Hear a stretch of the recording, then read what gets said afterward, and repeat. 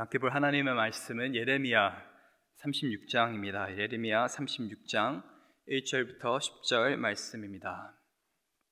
유다의 요시야 왕의 아들 여호야김 제4년에 여호와께로부터 예레미야에게 말씀이 임하니라. 이르시되 너는 두루마리 책을 가져다가 내가 내게 말하던 날 곧 요시야의 날부터 오늘까지 이스라엘과 유다와 모든 나라에 대하여 내가 내게 일러준 모든 말을 거기에 기록하라.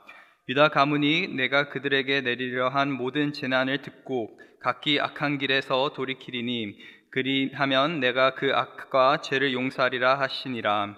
이에 예레미야가 네리야의 아들 바룩을 부르매 바룩이 예레미야가 불러주는 대로 여호와께서 그에게 이르신 모든 말씀을 두루마리 책에 기록하니라. 예레미야가 바룩에게 명령하여 이르되 나는 붙잡혔으므로 여호와의 집에 들어갈 수 없으니 너는 들어가서 내가 말한 대로 두루마리에 기록한 여호와의 말씀을 금식일에 여호와의 성전에 있는 백성의 귀에 낭독하고 유다 모든 성읍에서 온 자들의 귀에도 낭독하라. 그들이 여호와의 앞에 기도를 드리며 각기 악한 길을 떠나리라. 여호와께서 이 백성에 대하여 선포하신 노여움과 분이 크니라. 네리야의 아들 바룩이 선지자 예레미야가 자기에게 명령한 대로 하여 여호와의 성전에서 책에 있는 여호와의 모든 말씀을 낭독하니라. 유다의 요시야 왕의 아들 여호야김 제5년 9월에 예루살렘 모든 백성과 유다 성읍에서 예루살렘에 이른 모든 백성이 여호와 앞에서 금식을 선포한지라. 바룩이 여호와의 성전 윗뜰 곧 여호와의 성전에 있는 새 문어기 곁에 있는 사반의 아들 서기관 그마랴 방에서 그 책을 기록된 예레미야의 말을 모든 백성에게 낭독하니라. 아멘. 네, 오늘 본문에서 계속적으로 등장하고 있는 이 이름이 바로 여호야김입니다. 저희가 잘 아는 것처럼 여호야김은 남유다의 18번째 왕입니다. 그의 아버지는 이제 요시야 왕이었습니다. 역대하 36장을 읽어보시면 이 뒷배경이 잘 설명이 되어 있습니다. 이 여호야김이라는 이 이름 자체가 원래 이 사람의 이름은 여호야김이 아니라 엘리야김이었습니다. 그래서 원래 요시야 왕이 죽고 나서 그의 아들인 여호아하스가 왕위에 오르게 됐는데 한 3개월 만에 바로 이 애굽의 왕 느고가 이 예루살렘 와가지고 여호아하스를 애굽으로 잡아가게 되죠. 그러면서 세웠던 왕이 바로 이 여호야김입니다. 원래 이름이 엘리야김이었는데 이 바로가 이 느고라는 이 애굽 왕이 이 사람의 이름을 완전 바꿔놓은 것입니다. 그만큼 이 사람은 어떻게 보면은 이 애굽의 꼭두각시 놀이를 했던 사람이었습니다. 그 바로 왕이 말하는 대로 그대로 행했던 사람이고, 그래서 친애굽 정책을 폈던 사람입니다. 이 사람은 하나님을 의지하기보다는 사람을 의지했던 사람입니다. 하나님의 말씀을 따르기보다는 자꾸 이방 나라들을 보게 되고 또 이방의 어떤 리더들을 바라보면서 그들에게 참 비굴하게 굴면서 그들의 눈치를 보면서 그렇게 살았던 사람입니다. 그 사람이 지금 집권을 잡고 있고 이제 정권을 잡고 있고, 이런 상황 가운데서 여호와의 말씀이 예레미야에게 다시 한번 임하게 됩니다. 오늘 본문 1절과 2절에 이렇게 나와 있습니다. 유다의 요시야 왕의 아들 여호야김 제4년에 여호와께로부터 예레미야에게 말씀이 임하니라. 이르시되 너는 두루마리 책을 가져다가 내가 내게 말한 날 곧 요시야의 날부터 오늘까지 이스라엘과 유다와 모든 나라에 대하여 내가 내게 일러준 모든 말을 거기에 기록하라. 그래서 하나님께서 어떻게 이 예레미야서를 쓰게 되셨는지에 대한 뒷배경이 나오게 됩니다.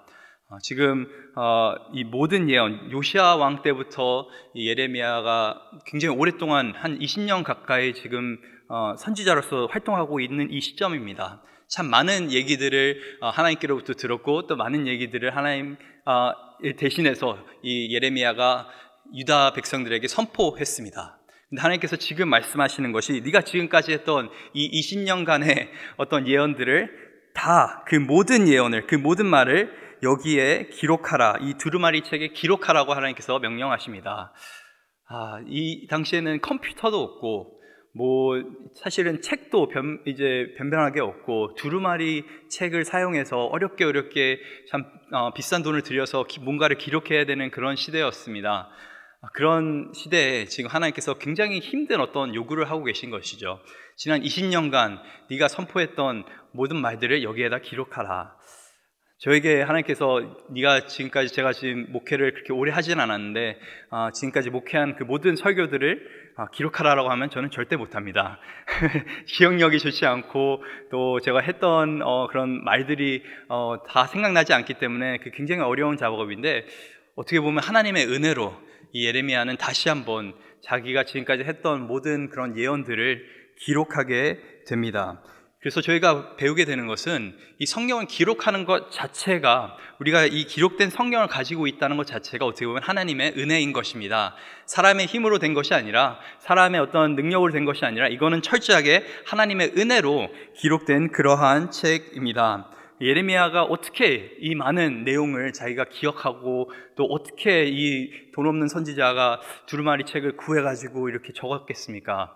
여러 가지 상황들, 어려운 상황들 속에서 하나님께서는 예레미야에게 길을 열어주셨고, 그를 통해서 이제 정확한 하나님의 말씀이 이 두루마리 책에 기록이 됩니다. 그런데 하나님께서는 왜 지금까지 예레미야를 통해서 열심히 구두로 어떻게 보면 하나님의 말씀이 선포됐는데 왜 굳이 이 말씀을 너가 책에 기록하라고 그렇게 말씀하고 계십니까?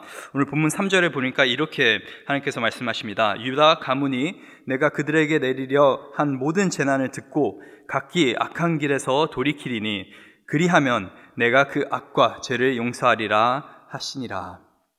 하나님께서는 그냥 시키실 일이 없으셔서 예레미야에게 이런 요구를 하고 계시는 것이 아닙니다.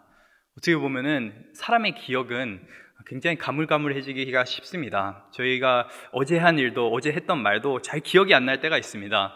그래서 저희가 계속해서 메모하는 습관, 기록하는 습관, 저희가 설교를 듣더라도 한 통계를 보니까 기록을 안 하면은 한 10% 정도밖에 이 정보를 저희가 이제 갖고 있지 못한다고 합니다. 근데 이게 뭔가를 쓰기 시작하면은 한 30% 정도로 올라가게 되고, 저희가 들었던 내용을 가지고 토론을 하게 되면은 그냥 70%, 80% 정도로 올라간다고 합니다.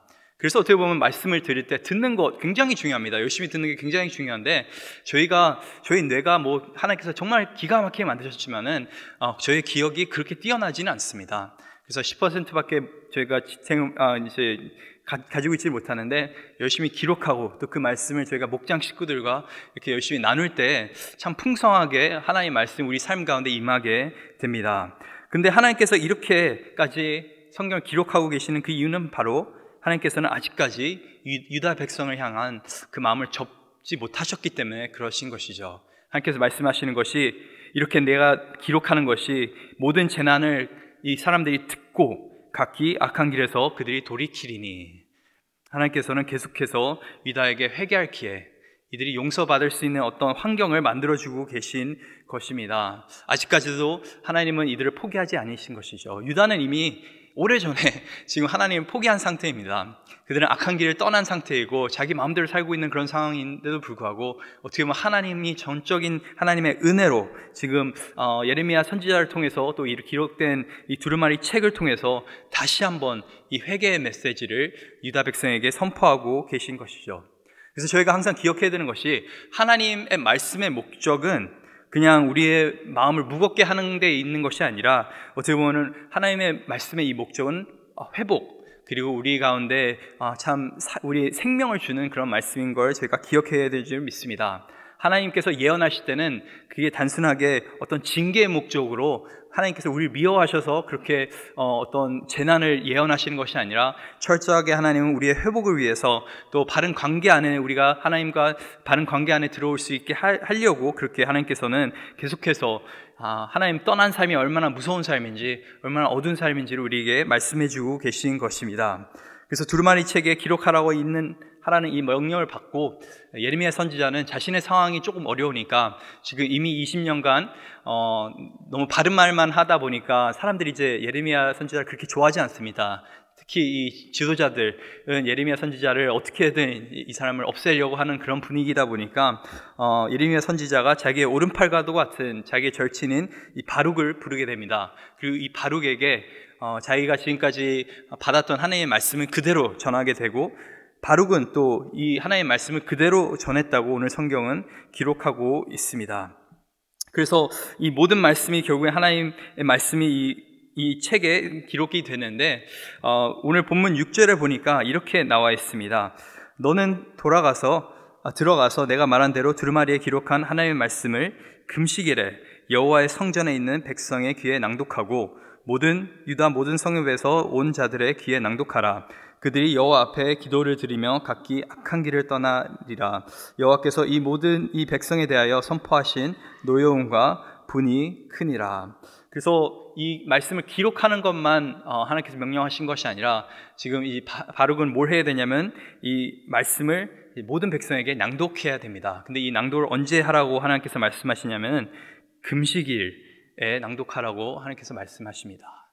오늘 큐티 본문을 오늘 혹시 읽게 되시면은, 날마다 쏟는 샘물 본문을 읽게 되시면은 거기에 어떻게 나와 있냐면은 하나님의 말씀을 듣고 이 유다 백성들이 금식했다라고 그렇게 기록되어 있는데, 사실 성경을 이제 유심히 살펴보면 그게 조금 맞지 않는 해석이라는 것을 아실 수가 있습니다.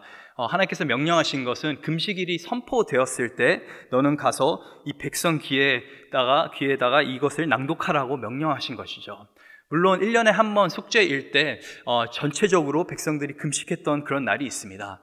그런데 또 이 유다 백성들이 언제 금식을 했냐면, 국가가 위기적인 상황에서는 이들이 합심해서 금식을 했습니다. 어떤 종교적인 이유에서가 아니라 어떻게 보면 정치적인 이유에서 그렇게 금식을 했던 것이죠.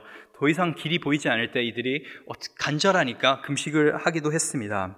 오늘 본문의 배경이 되는 이 여호야김 이 제4년 이 때는 주전 605년 정도 되는 그런 시기입니다. 이때 어떤 일이 있었냐면 굉장히 큰 전투가 있었는데, 이때 당시에 정말 이제 세력이 있던 군대가 애굽 군대였습니다. 근데 605년에 큰 전쟁이 일어나서 바벨론 군대가 이제 조금씩 이제 뜨고 있는 그런 상황이었습니다. 그래서 애굽 군대가 크게 지금 패한 상황이 바로 주전 605년 지금 여호야김의 제4년 때 일어났던 일입니다. 그 말은 뭐냐면은, 지금까지 여호야김이 친애굽 정책으로 어떻게 보면은 애굽에 붙어서 잘 먹고 잘 살았는데, 애굽이 지금 망해가고 있으니까, 애굽이 무너지려 하고 있으니까 너무나 불안한 것입니다. 지금 바벨론에게는 등지고 계속 애굽에 붙어 있었는데, 지금 느부갓네살이 치고 올라오고 있고, 조금만 있으면은 이제 예루살렘 성도 함락할 것 같고, 그러니까 너무나 불안한 것이죠. 그래서 이제 국가 위기 상황을 이제 인식하고 이 사람이 뭘 했냐면은 금식일을 선포한 것입니다. 그 금식일을 선포하면은 많은 사람들이 성전에 모이게 되죠. 모여서 하나님께 기도하게 됩니다. 그래서 하나님께서 말씀하시는 것이, 그 상황 가운데서 많은 사람들이 성전에 모였을 때 예레미야, 너는 이제 바룩을 보내서 거기서 나의 말을, 이 모든 재난과 네가 지금까지 받았던 모든 이 말씀들을 다시 한번 이들에게 선포하라고 말씀하고 계시는 것입니다. 그래서 8절을 보니까, 네리야의 아들 바룩이 선지자 예레미야가 자기에게 명령한 대로 하여 여호와의 성전에 있는 책에서 책이 있는 여호와의 모든 말씀을 낭독하니라. 그리고 9절에 유다의 요시야 왕의 아들 여호야김의 제5년 9월에 예루살렘 모든 백성과 모든 성읍들에서 예루살렘에 이르는 모든 백성이 여호와 앞에서 금식을 선포한지라. 그리고 10절에 보면 어디서 이 바룩이 하나님의 말씀을 선포했냐면 여호와의 성전 윗뜰에서 선포했다고 되어 있습니다. 결국에 참 많은 사람들이 어떻게 일이 될까, 이 바벨론 군대가 이제 곧 쳐들어오게 될 것이고 국가 위기적인 상황에서 기도하는 가운데서 다시 한번 하나님의 말씀이 선포되는데, 여기서 중요하게 저희가 봐야 되는 것은 바룩은 거창한 설교를 했던 것이 아닙니다. 막 사람들의 마음을 동요시키려고 막 재미있는 농담도 하면서, 아니면은 뭐 현실적인 얘기를 하면서 그렇게 대충 타협하면서 말씀을 전했던 것이 아니라, 성경은 뭐라고 되어 있냐면 그냥 그 사람은 말씀을 낭독했다고 되어 있습니다. 성경을 읽기만 했는데도 어떻게 보면은 하나님의 놀라운 역사가 일어나기 시작합니다. 신하들이, 거기 있는 백성들의 마음이 움직이기 시작하게 되고, 이들이 나중에 내일 본문에서는 이 모든 말들을 이 여호야김에게 전하게 됩니다. 저희가 배우는 것이, 하나님의 말씀은 살아있고 능력이 있다는 것을 알게 됩니다. 하나님의 말씀을 읽기만 하더라도, 우리가 듣기만 하더라도 하나님의 말씀은 역사하게 되어 있습니다. 저희가 얼마 전에 참 특별 새벽 예배를 마치고 나서 한 5주간 저희가 특별 새벽 예배라고 5주 쭉 한 게 아니라 뭐 이제 토요일만 해서 5주 EM은 그것도 굉장히 큰 어떤 시작이었습니다. 그래서 특별 새벽 예배를 하고 나서 이제 앞으로 어떻게 할까, 그래서 매번 토요일 날 하는 것이 이제 EM 성도들 부담될 수도 있겠다, 뭐 그런 생각도 하게 됐었고, 그래서 격주로 할까, 한 달에 한 번 할까. 그래서 저희가 사역자 회의 때 이렇게 그것을 안건으로 이제 말씀드린 적이 있습니다. 그래서 담임 목사님께서 말씀하신 것이 성경책을 읽기만 하더라도 그냥 이제 최대한 매주 해라 라고 말씀하시더라고요. 그 말씀은 뭐냐면은 사실 하나님의 말씀이 살아있기 때문에, 역사하신 능력이기 때문에 거창한 말을 하지 않더라도, 많은 준비를 하지 않더라도 정말 하나님의 말씀을 있는 그대로 우리가 듣고 또 우리가 그걸 적용한다고 한다면 우리 삶이 변화가 생기게 되어 있습니다. 이 하나님 말씀에 능력이 있는 것이죠. 이 하나님 말씀에 더해져야 되는 것이 바로 성령님의 역사하심인데, 성령의 역사하심은 기도로 이루어지게 되는 것입니다. 그래서 참 우리 특히 자녀들이 믿음 가운데 들어오지 않는 상황 가운데서 많이 힘들어하는 부모님들이 계십니다. 아니면 직장 동료가 오랫동안 기도하고 있는데 믿음 가운데 들어오지 않는 상황 가운데 있어서 힘들어하는 분들도 계실 수 있는데, 정말 좋은 방법 중 하나는 뭐냐면은 그들에게 뭐 짧은 하나님의 말씀을 잠깐 있는 그대로 그냥 격려의 문자라도 보내주는 것, 매일 그냥 기도할 때 그들을 위해 기도해 줄 때 한마디 그냥 자원 말씀 한마디 아이들에게 해주는 것, 하나님의 말씀을 조금씩 접하다 보면은 결국에 그 사람의 인생은 변하게 되어 있습니다.